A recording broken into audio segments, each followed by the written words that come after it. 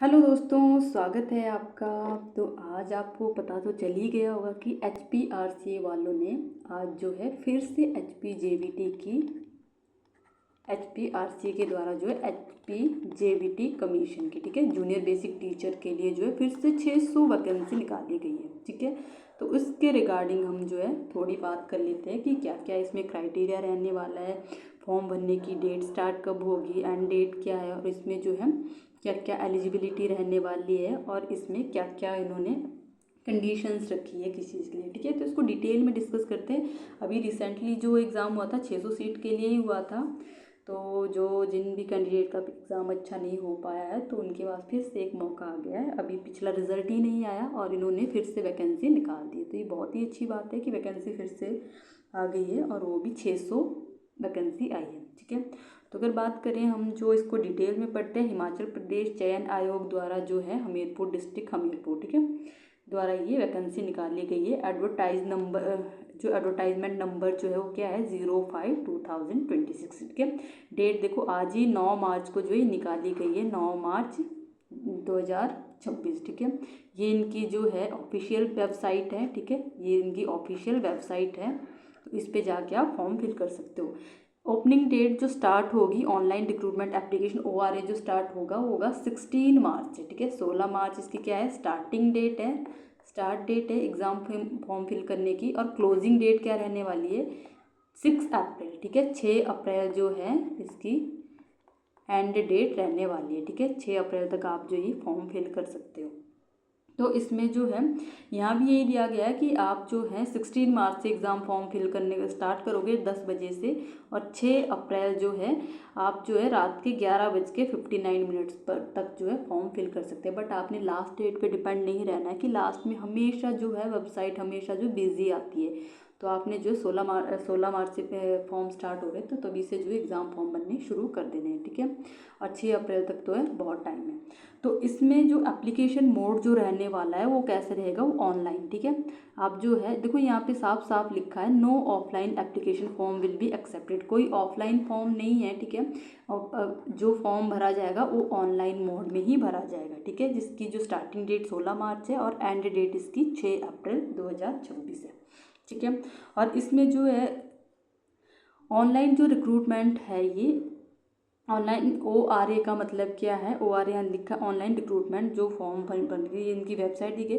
और इसमें correction window की बात की थी, वो करेक्शन विंडो भी ओपन होता है, shall be open for a period up to 7 days commencing after 3 days from the closing date, ठीक है। इसका मतलब क्या है जो क्लोजिंग डेट के जो क्लोजिंग डेट है इसकी क्लोजिंग डेट कब की है, क्लोजिंग डेट है 6 अप्रैल 2026 तक। तो इसके ठीक 3 दिन बाद 3 days बाद जो है इसके 3 दिन बाद जो है आपकी जो करेक्शन विंडो के लिए जो है ये वेबसाइट को जो ओपन कर देते हैं 3 दिन बाद, ठीक है। और ये 3 दिन बाद जो 7 दिन तक जो है 7 दिन तक ओपन रहती है, जिसमें आप जो अपना फॉर्म अगर कोई इसमें मिस्टेक हो गई हो तो उसको आप करेक्ट कर सकते हो। इसमें जो है करेक्शन फीस जो लगती है इसमें 100 रुपीज़ रहती है, ठीक है। इसमें दिया भी होगा 100 रुपीज़ चार्जेज रहते हैं करेक्शन विंडो के लिए। उसके बाद जो है इसमें जो आप डाउनलोड कॉपी जो होगी आपकी ऑनलाइन एप्लीकेशन फॉर्म की वो नेसेसरी है, आप अपने पास उसको संभाल के रखें, ठीक है। ओरिजिनल डॉक्यूमेंट जो है self attested photo copy must be brought at the time of document verification. मान लो जब आप एग्ज़ाम दे देते हो, ठीक है, आपका जो है एग्ज़ाम आपने दे दिया होगा, तो एग्ज़ाम देने के बाद जब आपकी जो डॉक्यूमेंट वेरिफिकेशन होती है, अब तो डॉक्यूमेंट वेरिफिकेशन के मार्क्स नहीं है बट फिर भी डॉक्यूमेंट वेरीफाई करने ही होते हैं। तो उसमें जो आप जो डॉक्यूमेंट वेरिफिकेशन के समय आपको ऑनलाइन एप्लीकेशन फॉर्म रखना पड़ेगा, ठीक है। ऑनलाइन एप्लीकेशन फॉर्म की कॉपी रखनी पड़ेगी और ओरिजिनल डॉक्यूमेंट सर्टिफिकेट सारे आपके पास होने चाहिए, और सेल्फ अटेस्टेड फोटो कॉपीज़ जो है साथ में होनी चाहिए, जो आप सेल्फ अटेस्ट करके रखोगे, ठीक है। तो वो लेकर जानी होती है। तो चलो बाद की बात है, अभी फिलहाल एग्ज़ाम फॉर्म फिल करने के ऊपर जो बात करेंगे ये तो बाद की बात है, जब एग्ज़ाम क्लियर होने के बाद डॉक्यूमेंट वेरिफिकेशन होती है, ठीक है। इसमें जनरल इंस्ट्रक्शन दी गई है, कुछ जनरल इंस्ट्रक्शन दी गई। तो इसमें जो है एलिजिबिलिटी के रिगार्डिंग जो बात की गई है, ठीक है, इसमें जो भी दिया है एलिजिबिलिटी डेट क्या रहती है, जो एसेंशियल क्वालिफिकेशन और एक्सपीरियंस की एलिजिबिलिटी की डेट होगी, ठीक है, जो असेंशियल आपकी जो क्वालिफिकेशन रखी है और एक्सपीरियंस की जो एलिजिबिलिटी की डेट वो इसमें जो है जनरल इंस्ट्रक्शन में आपका आएगा, ठीक है। और ये जो क्लोजिंग डेट कब है, 6 अप्रैल 2026 की है। इसमें देखो कैटेगरी सर्टिफिकेट वगैरह जो आपके होंगे वो आप जो है अपडेट करवा लेना, जो भी जैसे पुराने हो जाते हैं तो एग्ज़ाम फॉर्म फिल करने से पहले उनको अपडेट करवा लो, क्योंकि अगर आप जो है अगर वो जैसे ओबीसी वगैरह हो गए तो उसको अपडेट करना होता है, तो अदरवाइज जो है डॉक्यूमेंट वेरिफिकेशन के टाइम पे आपको प्रॉब्लम आ सकती है, ठीक है। जैसे जो भी कैटेगरी सर्टिफिकेट हो रहने वाले, ओबीसी हो गया, ठीक है, बीपीएल ईडब्ल्यूएस कैटेगरी, ठीक है, ward of freedom fighter category etcetera, जो है इनको जो आप जो है टाइम पे जो है इनको ये जो आपके एप्लीकेशन डेट पर वैलिड होने चाहिए। जब आपने भी एप्लीकेशन फॉर्म भरना है तो उस डेट पे ये वैलिड होने चाहिए, ठीक है। डॉक्यूमेंट वेरिफिकेशन के टाइम भी ये वैलिड होने चाहिए, ठीक है। इसलिए जो है इसके बाद एज की बात करते हैं। एज इसमें जो मिनिमम एज दी गई है 18 ईयर, ठीक है। 18 क्या है मिनिमम एज, और मैक्सिमम दे दी गई है 45, मैक्सिमम 45, मिनिमम जो है 18। अगर 18 साल का जो है जिसके पास क्वालिफिकेशन है वो इसको भर सकता है और मैक्सिमम 45 तक भर सकता है। इसमें जो है एज जो कैलकुलेट होगी वो 1 जनवरी 2026 से जो है कैलकुलेट होगी, ठीक है। तब आप जो है 18 साल के पूरे होने चाहिए, और जो है या फिर 45 से ज़्यादा नहीं होनी चाहिए, 1 जनवरी से कैलकुलेट होगी। और एज रिलैक्सेशन भी इसमें मिलेगा। एज रिलैक्सेशन जो यानी जो अपर एज लिमिट है, ठीक है, एज रिलैक्सेशन की बात की गई यहाँ पे, एज रिलैक्सेशन, ठीक है। इसमें क्या होगा, जो भी आपके जो एज रिलैक्सेशन किसको मिलता है, जो कैंडिडेट जो बिलोंग करता है एससी, ठीक है, scheduled caste, scheduled tribe, ST, या फिर ओबीसी, अदर बैकवर्ड क्लासेस, या फिर जो है पर्सन विद डिसेबिलिटी, जो है पर्सन डिसेबिलिटी वाला होता है, who are domicile of Himachal Pradesh, जो सिर्फ और सिर्फ हिमाचल का कैंडिडेट होगा, ठीक है।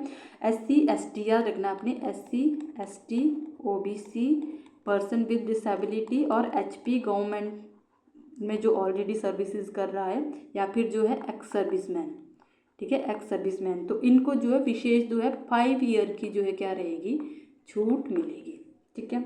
उसके बाद जो नोट में दिया गया है यहाँ पे, नोट में क्या क्या दिया गया इसमें देखो, कैंडिडेट को ओटीआर करना होगा, ठीक है, 1 टाइम रजिस्ट्रेशन। इसका मतलब क्या है, ओटीआर 1 टाइम रजिस्ट्रेशन करना पड़ेगा पोर्टल बिफोर फिलिंग द ओआरए, जो आपका ओआरए यानी जो ऑनलाइन जो आपका एप्लीकेशन फॉर्म होगा, ऑनलाइन एप्लीकेशन फॉर्म जो आप ऑनलाइन जो एप्लीकेशन फॉर्म फिल करोगे तो उसमें आपको क्या करना पड़ेगा, उससे पहले आपको ओटीआर करना जरूरी है, ठीक है, 1 टाइम रजिस्ट्रेशन, ठीक है,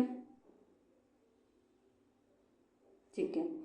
तो उसके बाद जो है नेक्स्ट इसमें दिया गया है जो कैंडिडेट के लिए, इसमें जो भी दिया गया इसको मैं थोड़ा मोटा मोटा बता देती हूँ। कैंडिडेट को जो ओआरए फॉर्म भरने से पहले क्या करने का, इंस्ट्रक्शन केयरफुली जो है पढ़नी है, ठीक है, इंस्ट्रक्शन के बारे में।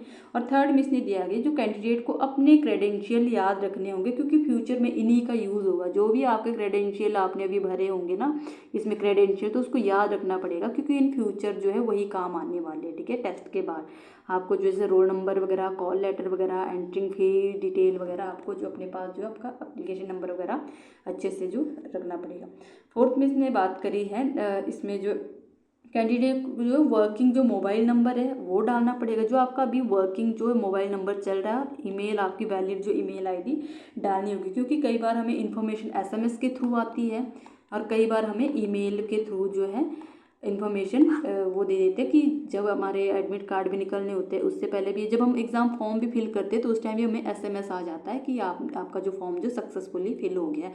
जब हमारी फ़ीस भी हो जाती है तब भी हमें मैसेज आ जाता है, मेल आ जाता है कि आपने सक्सेसफुली जो है फ़ीस जो है सबमिट कर दी है, ठीक है। इसलिए आपने जो वैलिड मोबाइल नंबर डालना है, ठीक है, और वैलिड जो ईमेल आई डालनी है, क्योंकि एसएमएस के थ्रू या फिर ईमेल से हमें जो है इन्फॉर्मेशन भेजते हैं। नेक्स्ट इसमें जो है नेक्स्ट इन्फॉर्मेशन क्या बोलता है ये, इसमें है जो कैंडिडेट्स को जो ओआरए फॉर्म में कंप्लीट और करेक्ट इन्फॉर्मेशन भरनी होगी, ठीक है, कंप्लीट और करेक्ट इन्फॉर्मेशन जो है आपको ओआरए में भरनी होगी, ठीक है। जो आप जो ओआरए का अपना जो ऑनलाइन जो रजिस्ट्रेशन एप्लीकेशन फॉर्म भरोगे उसमें आपको कंप्लीट जो क्या भरनी पड़ेगी, करेक्ट पर्टिकुलर इन्फॉर्मेशन भरनी पड़ेगी, ठीक है। अगर जो आप जो कोई भी गलत जानकारी दे रहे हो, ठीक है, अगर आपने गलत जानकारी दे दी तो उसके वजह से जो आपका फॉर्म जो रिजेक्ट हो सकता है, ठीक है, फॉर्म रिजेक्ट हो सकता है। नेक्स्ट में इसने बात की है कि नेक्स्ट जो एग्जामिनेशन फी केवल और केवल ऑनलाइन मोड में पे होगी, ठीक है। देखो सिर्फ देखो no other mode except online payment fee, सिर्फ और सिर्फ फी जो कैसे होगी आपकी ऑनलाइन ऑनलाइन मोड में होगी, ठीक है। ऑफलाइन कोई फीस नहीं होगी, याद रखना। नेक्स्ट एडवर्टाइज पोस्ट जो है ये टेंटेटिव है। इसमें इसने बात की जो एडवर्टाइज पोस्ट जो आपकी आई है टेंटेटिव आई है। टेंटेटिव का मतलब क्या होता है, पोस्ट बढ़ भी सकती है घट भी सकती है। ये आपके प्रोसेस के दौरान जो है ये जो पोस्ट हमारी कैसी है, टेंटेटिव, ठीक है। पोस्ट क्या हो सकती है, बढ़ भी सकती है या घट भी सकती है, ठीक है। ये चीज़ इसमें दी गई है। नेक्स्ट इसमें जो है इस जो पॉइंट में क्या बात की है इसने, जो डिफरेंट डिपार्टमेंट्स या फिर डिस्ट्रिक्ट में पोस्ट के लिए क्या होगा, कैंडिडेट को डॉक्यूमेंट वेरिफिकेशन के समय प्रेफरेंस देनी होगी, ठीक है। जब भी जो है देखो डिपार्टमेंट डिस्ट्रिक्ट वाइज जो आपको क्या करना पड़ेगा, प्रेफरेंस देनी पड़ेगी। डिपार्टमेंट डिस्ट्रिक्ट इसमें यही बात की गई है कि इसमें जो सिलेक्शन होगा वो सिलेक्शन जो किस बेस पे होगा, सिलेक्शन होगा merit plus option plus post availability, ठीक है। यानी इस फॉर्मूला के आधार पर जो आपकी सिलेक्शन होनी है और आपको जो डिपार्टमेंट डिस्ट्रिक्ट वाइज पोस्ट के लिए क्या करना पड़ेगा, प्रेफरेंस देनी होगी। नेक्स्ट इस वाले पॉइंट भी इसने बात की है कि जो रिजर्व कैटेगरी कैंडिडेट होंगे, ठीक है। इसमें पता है जो रिजर्व कैटेगरी कैंडिडेट होगा अगर उसने रिलैक्स स्टैंडर्ड पर सिलेक्ट हुआ है तो उसे रिजर्व कैटेगरी में ही कंसीडर किया जाएगा। जैसे होता है ना, जैसे मान लो कि कट ऑफ जा रही है हमारी, मान लो 70 कट ऑफ जा रही है किसकी, अनरिजर्व की, जनरल की 70 कट ऑफ जा रही है और कोई SC का कैंडिडेट है उसके मार्क्स है 72, ठीक है। बट वो अपनी जो रिजर्व्ड जो SC कैंडिडेट के SC की जो उसके जो है वो कोई ना कोई उसमें जो है फ़ायदा ले चुका है, जैसे एज रिलैक्सेशन में ले चुका है या किसी भी चीज़ में वो ले चुका है तो जनरल में कंसीडर नहीं होगा, ठीक है। वो अपनी ही कैटेगरी में कंसीडर होगा क्योंकि वो रिलैक्स्ड स्टैंडर्ड पर सिलेक्ट हुआ है, ठीक है। अपनी कैटेगरी से उसने जो है रिलैक्सेशन ले लिए किसी भी चीज़ में तो अनरिजर्व में नहीं जा सकता, अपनी कैटेगरी में ही सिलेक्ट होगा। ये चीज़ याद रखनी है आपने। बट अगर उसने अपनी कैटेगरी से कोई भी फ़ायदा नहीं लिया ना, एज रिलैक्सेशन से रिलेटेड कोई भी नहीं लिया है तो वो अनरिजर्व सीट जो है अपनी अनरिजर्व से सिलेक्ट हो सकता है, ठीक है। इसका मतलब ये है। नेक्स्ट पॉइंट में इसने 10 वाले पॉइंट में क्या बोला है, इसमें जो मिनिमम क्वालिफाइंग मार्क्स रखे गए हैं, ठीक है।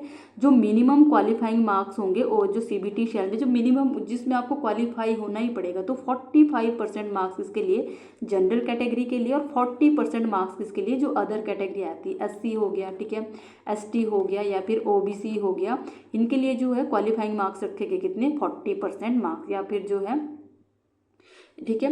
बट इसमें जो एक कंडीशन रखी गई है अगर कैंडिडेट कम होंगे, ठीक है, SC ST OBC के लिए 40% रखे गए और UR के लिए कितने रखे गए हैं, 45% मार्क्स। बट अगर कैंडिडेट कम है, अगर किसी सिचुएशन में कैंडिडेट कम है तो 5% का रिलैक्सेशन मिलेगा।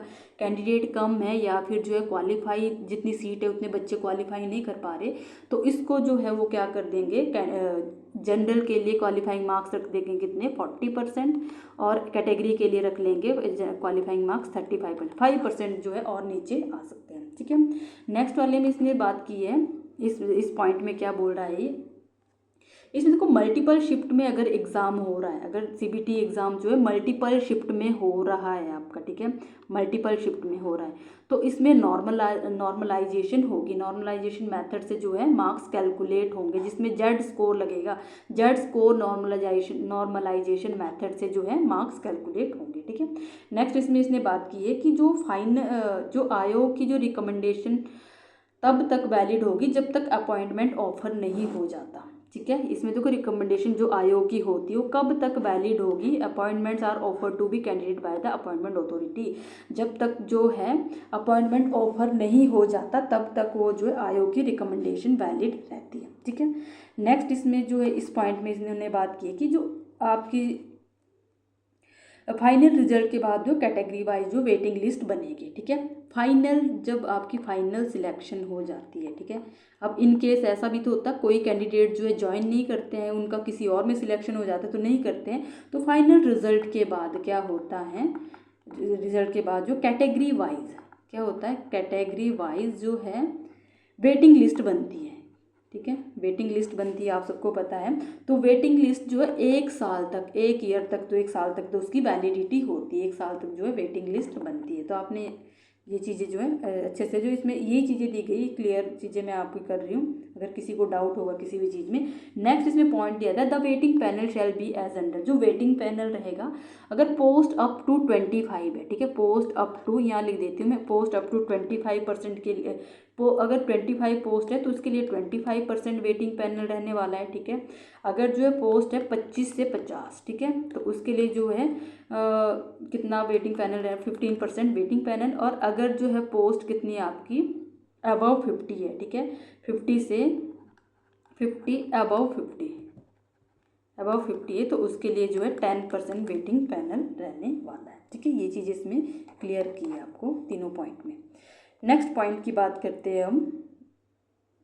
इसमें जो है, इसमें पता क्या, इसमें क्या बात कही गई है, इसमें है कि जो आयोग रिक्रूटमेंट प्रोसेस में जो क्लैरिफिकेशन इम्प्लीमेंट कर सकता है, ठीक है। जो आयोग जो है हमारा, आयोग reserve the right implement and clarification, ये क्लैरिफिकेशन इम्प्लीमेंट कर सकता है। नेक्स्ट वाले में इसने बात की है, जो कैंडिडेट को वेबसाइट रेगुलरली चेक करनी होगी।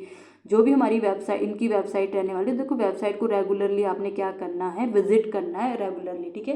क्योंकि उसमें कोई भी फर्दर इन्फॉर्मेशन आ रही है, जैसे जो है रोल नंबर के रिगार्डिंग, रोल नंबर के लिए एडमिट कार्ड के रिगार्डिंग, डॉक्यूमेंटेशन के रिगार्डिंग, तो आपने जो है वेबसाइट को रेगुलरली चेक करते रहना है, ठीक है।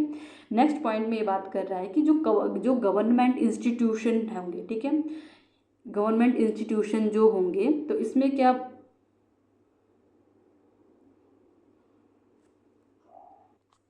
अच्छा ठीक है, इसमें जो है गवर्नमेंट इंस्ट्रक्शन के अकॉर्डिंग जो गवर्नमेंट इंस्ट्रक्शन डेट कौन सी है, 11/6/2009 के अकॉर्डिंग जो है, अगर कोई इकोनॉमिकल वीकर सेक्शन जो होता है EWS का जो कैंडिडेट अवेलेबल नहीं है, ठीक है, इस लाइन का मतलब अगर कोई EWS का कैंडिडेट अवेलेबल नहीं है तो पोस्ट किस में, जो पोस्ट अनरिजर्व में कन्वर्ट हो जाएगी, ठीक है, कन्वर्ट हो जाएगी। अगर EWS का कैंडिडेट अवेलेबल नहीं है तो किस में चली जाएगी, अनरिजर्व में सीट चली जाएगी, ठीक है।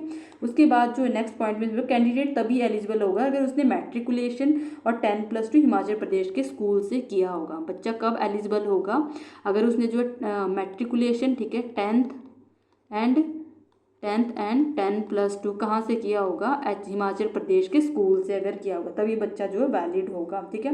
यानी कंडीशन क्या है, बोनाफाइड हिमाचली पर अप्लाई नहीं हो सकते आप, सिर्फ अगर आप हिमाचली बोनाफाइड हो और 10th और आपकी 10+2 कहीं और स्टेट से, तो आप जो है एलिजिबल नहीं हो, ठीक है। नेक्स्ट पॉइंट में इसने बात की है, अगर कोई एनी डिस्प्यूट होगा तो HP कोर्ट ज्यूरिसडिक्शन हो सकता है, ठीक है।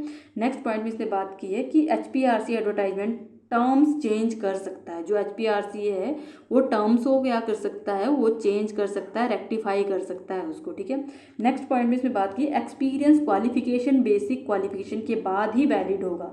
जो आपका एक्सपीरियंस होगा वो किसके बाद काउंट होगा, जो क्वालिफिकेशन के बाद ही वैलिड होगा, ठीक है। तो याद रखना आपने, जो एक्सपीरियंस क्वालिफिकेशन है आपकी, जो एक्सपीरियंस होगा वो जो है किसके बाद, क्वालिफिकेशन के बाद ही वैलिड होगा। और नेक्स्ट पॉइंट में इसमें बात की है इसमें कि अदर स्टेट के रिजर्व कैंडिडेट जो जनरल कैटेगरी माने जाए। अगर कोई अदर स्टेट के कैंडिडेट हैं बट उनके लिए कंडीशन क्या है, 10th और प्लस टू उन्होंने हिमाचल से की होगी, तो जो अदर स्टेट के कैंडिडेट होंगे वो जनरल कैटेगरी में माने जाएंगे, वो सिर्फ और सिर्फ अनरिजर्व कैटेगरी में माने, चाहे वो किसी भी कैटेगरी से होगा, SC ST OBC, वो जो है अनरिजर्व में ही माने जाएंगे, ठीक है। नेक्स्ट पॉइंट में इसने बात किया, जो सिलेक्शन प्रोसेस प्रोविजनल होगा, ठीक है, डॉक्यूमेंट वेरिफिकेशन के बाद ही फाइनल होगा। प्रोसेस जो कैसा होगा, जो आपका सिलेक्शन प्रोसेस रहेगा वो प्रोविजनल होगा और वो आफ्टर डॉक्यूमेंट वेरिफिकेशन के बाद ही क्या होगा, फाइनल होगा। नेक्स्ट पॉइंट में इसमें बात की है कि इंस्टीट्यूशन रिकॉग्नाइजेशन जो है प्रूव करने की रिस्पॉन्सिबिलिटी कैंडिडेट की होती है। जो भी आपने इंस्टीट्यूशन रिकॉग्नाइजेशन अगर प्रूव करनी हो तो वो रिस्पॉन्सिबिलिटी किसकी होती है, वो होती कैंडिडेट की, ठीक है। और नेक्स्ट पॉइंट में इसने बोला, आयोग सेम क्वालिफिकेशन वाले पोस्ट को क्लब कर सकता है। अगर सेम क्वालिफिकेशन वाली पोस्ट है, ठीक है, पोस्ट कैसी आपकी सेम क्वालिफिकेशन वाली पोस्ट है, तो उसको क्या कर सकता हो, क्लब कर सकता है, ठीक है। नेक्स्ट वाले में इसने बात की, अगर एलिजिबल कैंडिडेट कम होंगे तो सिलेक्शन क्राइटेरिया मॉडिफाई हो सकता है, ठीक है। अगर एलिजिबल कैंडिडेट कैसे है, लेस है, कम है, ठीक है, कम है, तो जो सिलेक्शन प्रोसेस होता है आपका, जो क्राइटेरिया होता है सिलेक्शन प्रोसेस का, वो चेंज हो सकता है, ठीक है, मॉडिफाई हो सकता है।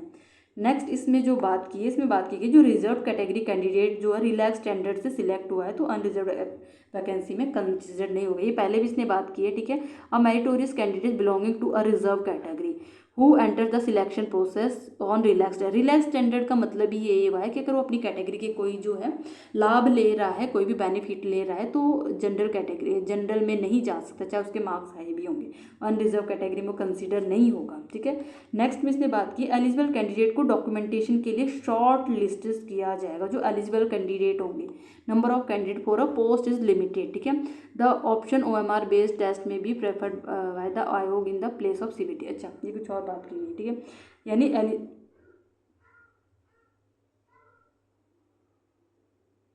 इसमें जो reserve category candidate relaxed and, अच्छा ये तो ऊपर हो गया, ठीक है। नेक्स्ट इसमें जो आएगा,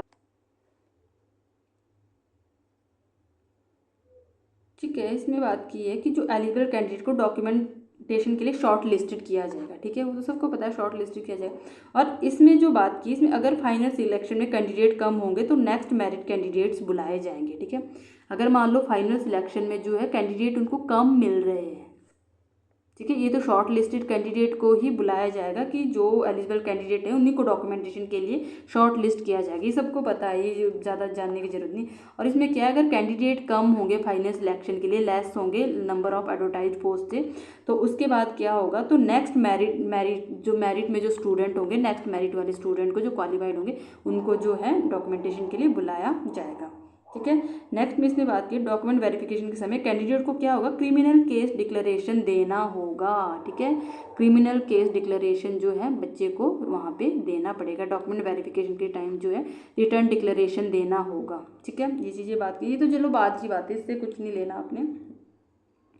नेक्स्ट इसमें पोस्ट डिटेल की बात करते हैं, जो बहुत ही इंपॉर्टेंट है आपका। पोस्ट डिटेल की बात करते हैं तो जो डिपार्टमेंट, कौन सा डिपार्टमेंट पोस्ट निकालता है ये सबको पता है, directorate of school education Shimla, ठीक है। डायरेक्टरेट ऑफिस जो होता है आपका, director of school education Shimla के द्वारा जो ये पोस्ट निकाली गई होती है, ठीक है। जो तो इसमें क्या होगा आपका, पोस्ट जो है ये कौन सी, JBT की है, सबको पता है, जूनियर बेसिक टीचर की पोस्ट है। और पोस्ट कोड क्या रहने वाला है, ये आपका पोस्ट कोड है 26015, इसका पोस्ट कोड है, ठीक है।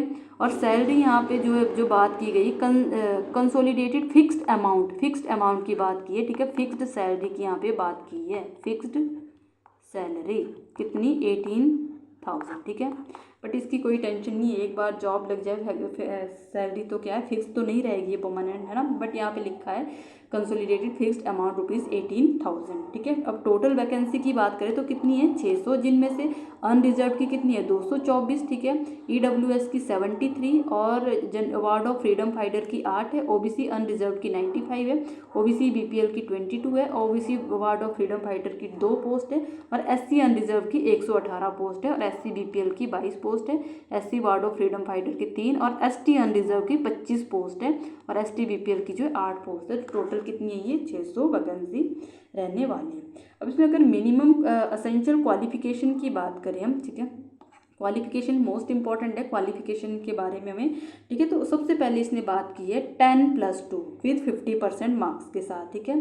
10+2 होनी चाहिए, ठीक है, यहाँ लिख देती हूँ मैं 10+2 विद 50% मार्क्स के साथ, ठीक है। और प्लस क्या होना चाहिए आपके पास, 2 ईयर JBT या DLED, ठीक है। पहले इसको JBT डिप्लोमा होता था, अब इसको DLED का नाम दिया गया। इसमें तो दिया गया ये होनी चाहिए। और सेकंड इसने बोला है या तो सीनियर सेकेंडरी में आपके जो 50% मार्क्स होने चाहिए, ठीक है, 50% marks and 2 year junior basic diploma, यानी जो आपकी +2 होनी चाहिए और प्लस जो है 50% मार्क्स होने चाहिए उसमें, और JBT होनी चाहिए साथ में की हुई, ठीक है। नेक्स्ट इसमें दिया senior secondary with at least 45% marks and 2 year JBT diploma होना चाहिए, ठीक है, 2 साल का JBT डिप्लोमा या फिर जो DLED जो भी है। नेक्स्ट इसमें है सीनियर सेकेंडरी, फिर से 10+2 और फिर जिसमें मार्क्स होने चाहिए आपके पास 50% और 4 साल का बैचलर ऑफ एलिमेंट्री एजुकेशन, जिसको हम BLED भी बोलते हैं। कई अदर स्टेट में आपने देखा होगा इसको BLED के नाम से ही जाना जाता है, बैचलर ऑफ एलिमेंट्री एजुकेशन, ये होना चाहिए, ठीक है। इसके बाद जो है एक और क्वालिफिकेशन इसने बताई, senior secondary with at least 50% 2 year diploma in elementary education, यानी स्पेशल एजुकेशन की बात की है। और इसके बाद जो ग्रेजुएशन, अगर किसी के पास ग्रेजुएशन है किसी भी सब्जेक्ट में, graduation plus 2 year JBT diploma in elementary education, ठीक है। और उसके बाद अगर किसी के पास पोस्ट ग्रेजुएशन है, पोस्ट ग्रेजुएशन की भी बात की है इसमें, मिनिमम 50% मार्क्स है और equivalent grade and 3 years integrated BEd या फिर MEd, अगर उसके पास जो 3 साल का 3 ईयर्स का बोला है इसने, 3 ईयर का BEd या फिर जो है MEd, ठीक है, अगर ये चीज़ उसके पास है और वो पोस्ट ग्रेजुएशन का, तो वो भी इस फॉर्म को फिल कर सकता है।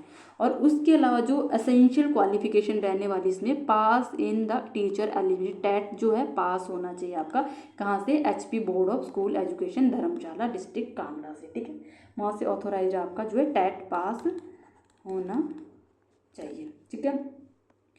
नेक्स्ट पेज में इसने बात की रिलैक्सेशन की, यहाँ पर रिलैक्सेशन है up to 5% in the qualifying marks shall be allowed, जो भी क्वालिफाइंग यहाँ पे ऊपर क्वालिफिकेशन बोला है मैंने 55% या 50%, 45%, तो उससे 5% का रिलैक्सेशन किन को मिलने वाला है एजुकेशनल क्वालिफिकेशन में, ठीक है, इन मिनिमम क्वालिफाइड मार्क्स को टेट टू द कैंडिडेट, जो कैंडिडेट बिलोंग करते हैं SC ST OBC and PWD person with disability, ठीक है, उनको 5% का रिलैक्सेशन मिले। और उसके बाद जो डिज़ायरेबल क्वालिफिकेशन है, बी में जो डिज़ायरेबल क्वालिफिकेशन है वो क्या है, नॉलेज ऑफ, नॉलेज होनी चाहिए आपको कस्टम्स मैनर्स एंड डायलेक्ट्स, यानी जो है हिमाचल कल्चर की, कस्टम की और डायलेक्ट्स की जो है नॉलेज होनी चाहिए।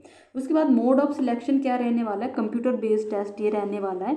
देखो इसमें आएंगे आपके 120 मार्क्स, मोस्ट इंपॉर्टेंट ये जानने की आपको, ये आपको जानना बहुत जरूरी, क्योंकि अभी जो JBT का कमीशन हुआ था आपको सबको पता है, उसमें 200 क्वेश्चंस आए थे, ठीक है, जिसमें हर एक क्वेश्चन, ईच क्वेश्चन कितने मार्क्स का था, 0.5, यानी टोटल जो 100 मार्क्स का पेपर था। और टाइम कितना था उसमें, 2 आवर, यानी 120 मिनट में आपको 200 क्वेश्चन करने थे। बट अभी इसका जो है क्राइटेरिया चेंज होगा, अभी जितने भी HPRC के एग्ज़ाम हो गए किसी में भी 200 क्वेश्चन देखने को नहीं मिलेंगे, चाहे वो HP पटवारी हो, HP या फिर जो आपका JOIT का होगा, या जो भी एग्ज़ाम फर्दर जो है आपके इन फ्यूचर आने वाले, तो उसमें सब में 120 क्वेश्चन रहेंगे। और हर एक क्वेश्चन, ईच क्वेश्चन कैरी कितने मार्क्स करेगा, ईच क्वेश्चन कैरी 1 मार्क्स। अब एक क्वेश्चन 1 मार्क्स का होगा और टाइमिंग कितनी होगी, 1.5 घंटा, 1.5 आवर की बात की है, यानी 90 मिनट में आपको 120 क्वेश्चन करने हैं, ठीक है। तो अभी अगर आपने देखा होगा रिसेंटली जो एग्जाम हुआ होगा, तो सभी को जो है टाइम का प्रॉब्लम बहुत हुआ, क्योंकि 200 क्वेश्चन 2 घंटे में करना बहुत मुश्किल बात है, क्योंकि उसमें मैथ भी था और आपका जो है सॉल्व करने वाला रीजनिंग भी था। तो इसमें जो है 120 क्वेश्चन रहने वाले और 1.5 घंटे में, तो यहाँ भी टाइम का जो है ये भी टास्क होगा, एक 90 मिनट में आपको 120 क्वेश्चन करने हैं, ठीक है। तो ये तो मोड ऑफ सिलेक्शन रहेगा, CBT एग्जाम होगा, ठीक है, ऑनलाइन होगा, 120 मार्क्स और क्वेश्चन आएंगे 120 और टाइम होगा 1.5 घंटा, ठीक है।